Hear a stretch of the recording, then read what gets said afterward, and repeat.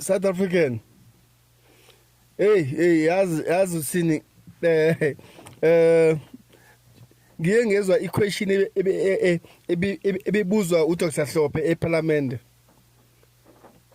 Le question ngayigcina kudala, but there are very few people abakwazi ukubuza iquestion efana njengaleya. Yabona le question uzothiwa kukhona, especially those people abafunda isiZulu ke, kuthiwa khona iquestion eyimbaxambili. Yumbaxambili le question leya. So the question on abaningi abayibonanga, most of people abayibonanga le question. Le question ayibuza nomuba le question. But few abantu ababuza le question enjeya. Abona le question le ngendlela inkinga ngayo. Kahle i-question engimela ngabe is a statement. But because if it's a statement, ngeke isayenza lento efunakalayo. Kuze yenze lento oyifunayo, you need to put it as a question, not as a statement. I-statement siphuma umuntu ozoku-answer, and that statement is going to be used against that person. So your answer is izokufaka enkingeni. Your answer will expose you, your lies. That question, ayona question ebuza nomuba uHlophe uDoctor ngokufunda, uDoctor ngokuhlakanipha okuphiwe uNkulunkulu. That question ayibuza nomubani. Even now, most of the people abakhona, we understand that some of them they said, why ngabuzanga uZuma for that question? Why ngabuzanga amaGuptas? Because they don't understand this question. Ilawa siswabiza thina ngamabhomu. Sasithina amabhomu la question noma kuthiwa iyabuzwa kuthiwa ibhomu ke leli.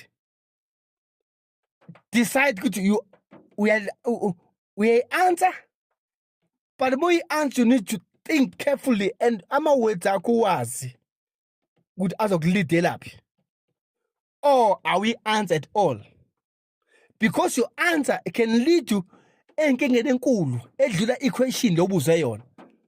So the question ebuziwe iyo ngithi kahle ebefuna uyibeke as a statement.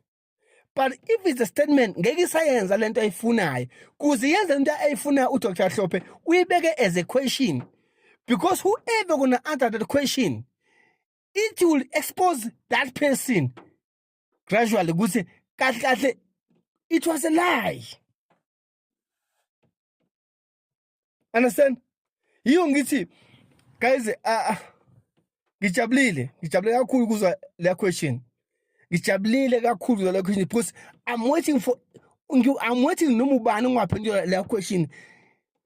Ngifuna umuntu kahle ucabanga kangakanani, but the question angeke answer noma ubani.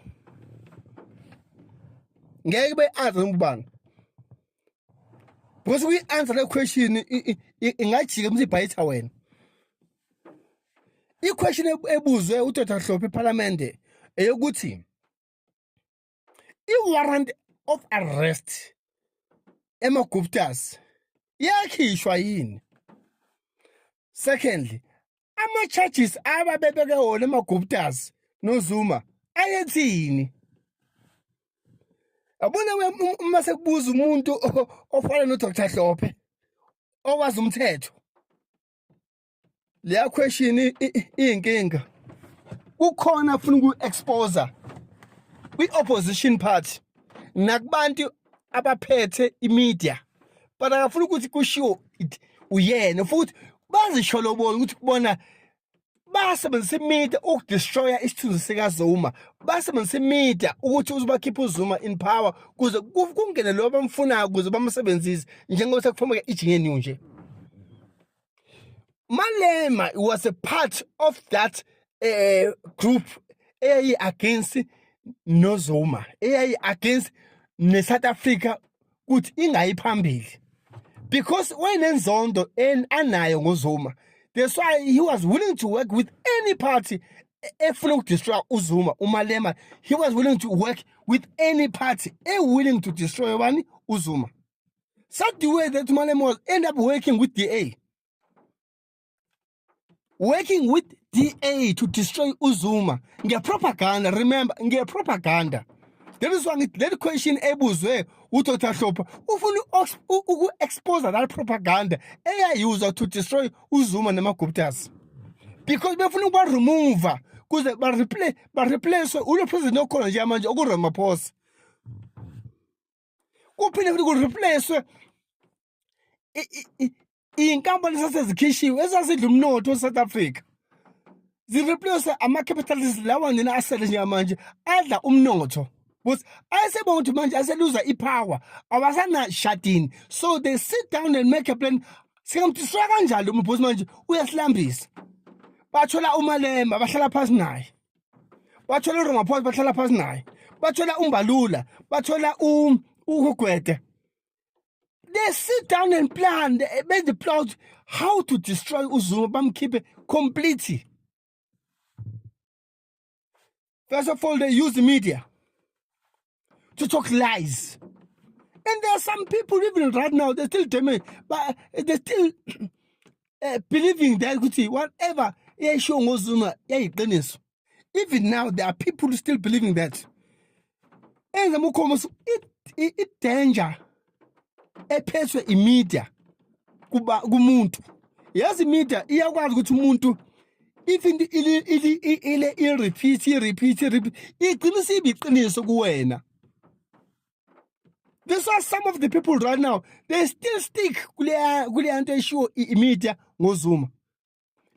Even in the mind, even though they can see it was a lie, it was a propaganda, it was used to destroy uZuma.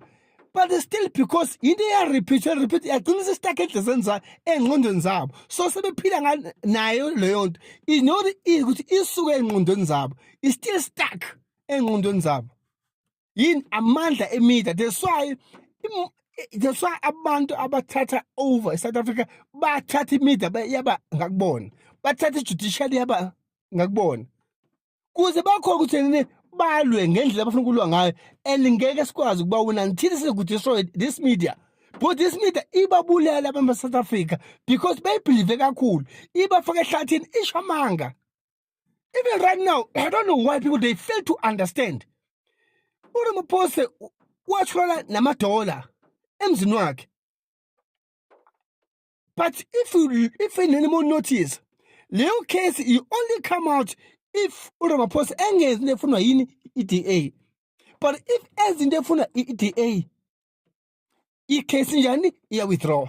If efuna ukwenza into against EDA, if case iyabuyiswa yini EDA. You can see these people they're using ngathini judiciary ukuze thina ibambe labantu abasekhundleni bangakhoni unyakaza.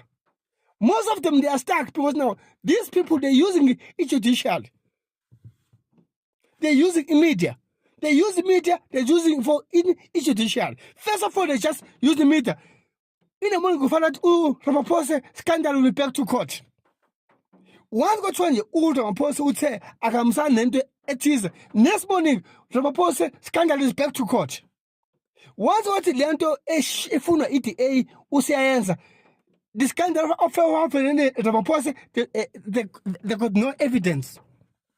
You can say these people they're using what? In media, because they own it in media. They do what they want to do in the media. What in but people they still fail to understand. Good Indians Zuma. It was a lie, it was a propaganda. That is why the question was Dr. Hlophe. Ever from which is a statement, Ebu's is the question, because whoever will answer the question, if there's a young king, it was a lie. Because there's no warrant of arrest. There was no charges at all. amaGuptas nobani? No Zuma. There were no charges. There was no even warrant of arrest. Ayikho, akukho. But media, yeah, always pushing to Zuma, was working to put us, but I'm a billion and billions. Talking lies. People of South Africa, some of them, they are still using that information. AI propaganda, Zuma, namaGuptas. Let people wake up. Some say, wake up. Malema is dangerous. He was working with